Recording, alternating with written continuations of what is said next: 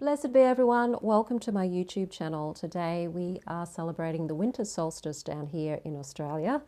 And for those of you in the Northern Hemisphere, you're probably watching this 6 months from when I've actually done this video. So for those of you in Australia, happy solstice. I'm going to show you in this video 5 different spells that you can do to celebrate the winter solstice, that time of the year which is the shortest day of the year. It's generally a time for reflection and renewal, but you can also do spells because it's kind of the beginning of the new solar year in many ways. So you can do spells at the winter solstice too. It doesn't just have to be about meditating and doing divination. Before we dive in though, my name is Sandra. I'm the author of Crafting Your Wiccan Path. If you want to know more about Wicca, witchcraft, tarot, magic and shadow work, hit that subscribe button and the notification bell so that you don't miss any videos. And if you want to become a better spellcaster and be able to manifest what it is you would love to manifest, even if it's some of the challenging stuff that you don't think that you're very good at, take a look at my free PDF. It's called the Spellcaster Checklist. There's a link in the description field below this video. That checklist gives you a checklist of things to tick off that you need to consider when you are doing spellcasting. And it also gives you a lot of information now about what you really need to be focusing on when you're doing spellcasting to become a good spellcaster. So it's an updated version from what it was originally. It's gone from being a 2-page document now to about 11 pages. So there's a lot more information in it and you can download it for free. The link is in the description field below this video. So we're going to kick off these 5 spells with a renewal spell. So it's to renew your vitality, which is a great thing to do during the winter months. And all you need is a white candle, a fireproof bowl, and a piece of paper. So on your paper, write down anything you're wanting to let go of. So this could be beliefs that you have, this could be things that you have in your life that you need to let go of, people you need to let go of, situations you need to let go of. Write them down on your piece of paper. Light your candle. Just focus on the flame, allow your mind to calm and settle down. Focus on the conviction of letting these things go. And then when you fold your paper, you want to fold it away from you. So folding it away from you because you're letting it go. Folding it away, and then with your candle over the flame, just light the paper because you want to actually burn your piece of paper, and then throw it into your heat-proof bowl.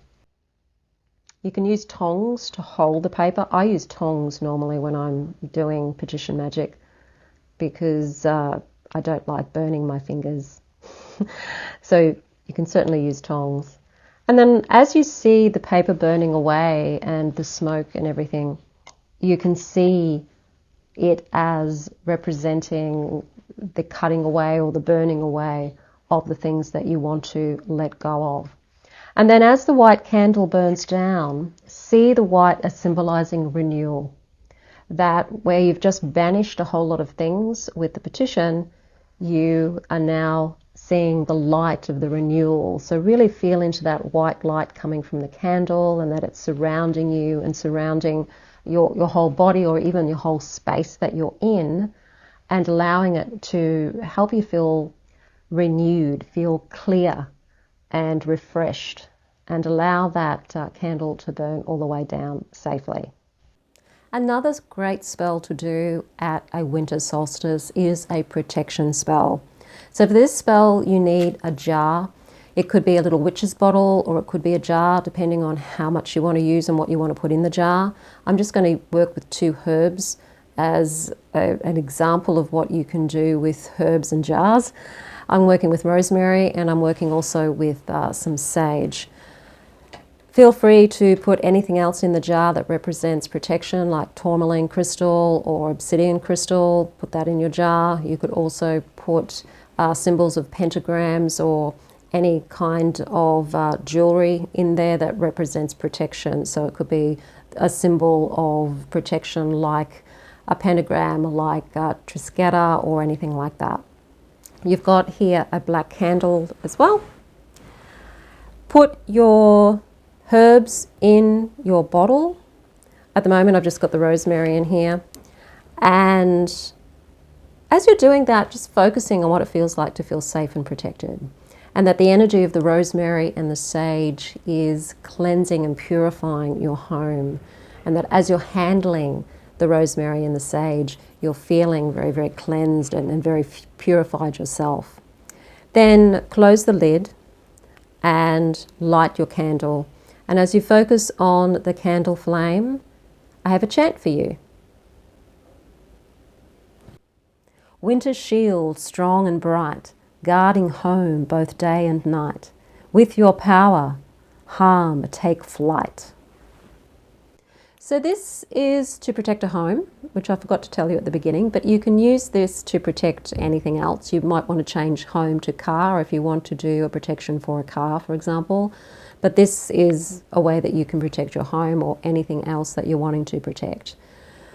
With your candle, you want to put the wax around the edge of your jar so that it seals the jar with the wax. So as the wax burns from the candle, it actually goes onto where the jar meets the glass. And then you can put the candle on top of the jar. Make sure that it's stuck there so that it doesn't fall off. That's the traditional way of doing it.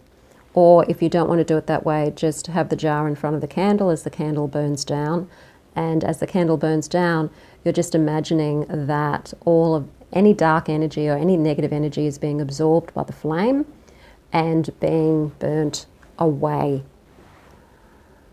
And then take your jar and put it somewhere where you want to protect. So if it is your home, put it near your front door or bury it in the front garden at your entrance. That's probably the best place to do it if you're going to bury it. But if you can't bury it, just put it inside your front door or just outside your front door somewhere. Make sure it's somewhere where people can't see it, or it's camouflaged in some way, because you don't necessarily want people commenting on your spell jars and drawing attention to them. Now, the winter solstice is also a great time to do prosperity spells.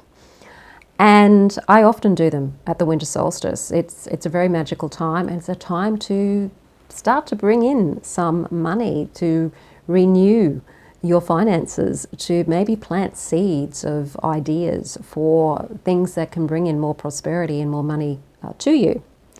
So what you need for this is a green candle representing prosperity in the earth, a bay leaf, a coin, and a cinnamon stick. So you can place your bay leaf and your cinnamon stick in front of your candle. Hold the coin in the palm of your hand as you do this spell. Light the candle.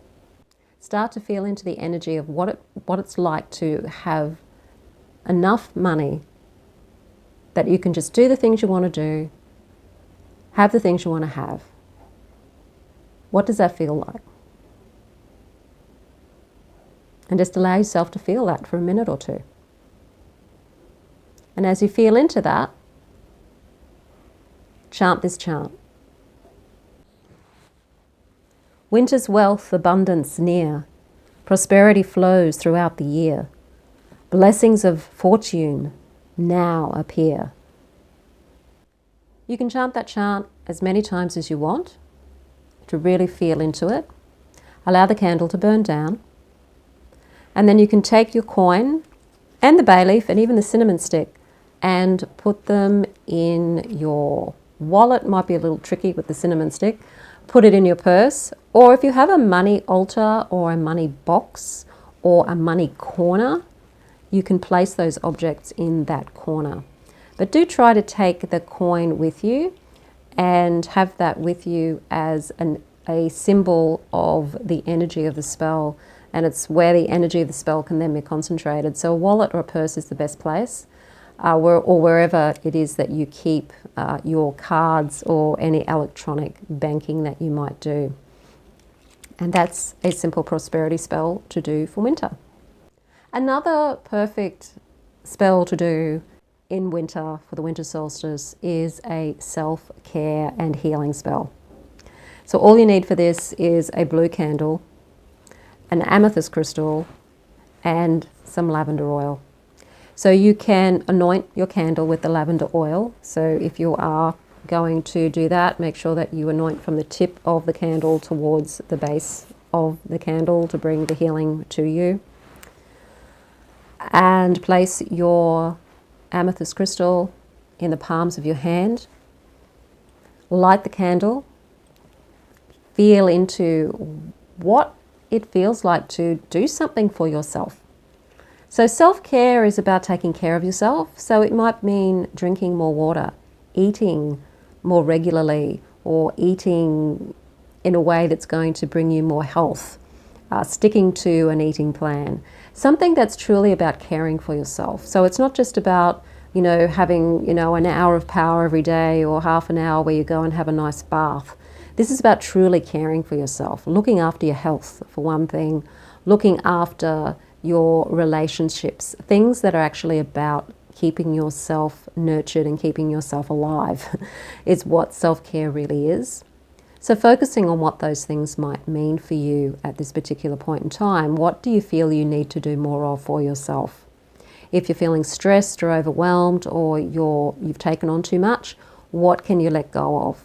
And just feel into that. And as you do, chant this chant. Winter's calm, heal my soul, restore my body, make me whole. Self-care's light, now take control. Keep feeling into that feeling for as long as you want to. It doesn't have to be long, it only has to be for 60 seconds. Allow your candle to burn down safely. If you can't allow your candles to burn down safely, just repeat the spell every day until the candle actually does burn down. And if you want to take your candle and your crystal and have a nice self-caring bath, then take them into the bathroom with you and enjoy a nice long bath with your candle and with your crystal. And the very last one is a gratitude spell. It's not really a spell, it's more of a blessing for yourself and for the solstice season. And all you need for this is a yellow candle, a journal, and a pen. You're going to light the candle and open up your journal and start writing all of the things that you are grateful for. It can be really, really little things, it can be big things. Write as many as you can. See if you can come up with 20 things that you are grateful for right here, right now. And then once you've done that, just gazing at your candle and watching the flame burning that candle down, seeing the joy that's in the color of the yellow, and feeling into that gratitude of all of the wonderful things that you do actually have in your life right here, right now. And a little trick with gratitude is that if you are also wanting to do magic to bring in new things into your life, you can do gratitude for those too. So even if you don't have it yet, you can write that you're grateful for it as if you already have it. And that is magic too. So include in what you're grateful for the things you have. And then if you want to go that little bit of extra, include a few things that you don't have yet that you want to have as if you already have them, and write those on your gratitude list as well. Allow your candle to burn down safely and really feel into how much you do have in your life right now. The things that you do have, they might only be little things, but you do have things to be grateful for. So acknowledge that, particularly at the solstice. It's good to acknowledge it every day, but at the solstice you can make a really big list of all of the things you're grateful for throughout the whole year that you've been through, and what you'd like to be grateful for the coming year, as if you already have it. And once you've finished writing down all of the things that you're grateful for, just chant this chant. Winter's peace, reflect and see, gratitude's flow abundantly. Thankful heart, so mote it be. If you do want to become a successful spellcaster, I have a new course now. It's called The Witch's Guide to Magic. and it has spells in there and also guidance as to how you can make your spell casting actually work for you. The magic isn't in the actual spell itself. It's not in having to have lots of different materials. It's more in you. And this course shows you how to access and harness the magic within yourself with these really simple spell tools to help you manifest what it is you're wanting to manifest in your life, whether that is romance and love, whether that's prosperity, whether that's health and wellness, or whether that is protection and defense. So that's the Witch's Guide to Magic. There's a link in the description field below this video. If you like the video, hit the like button, share it with your friends. Don't forget to subscribe. I am Sandra from mysterywitchschool.com. Blessed be.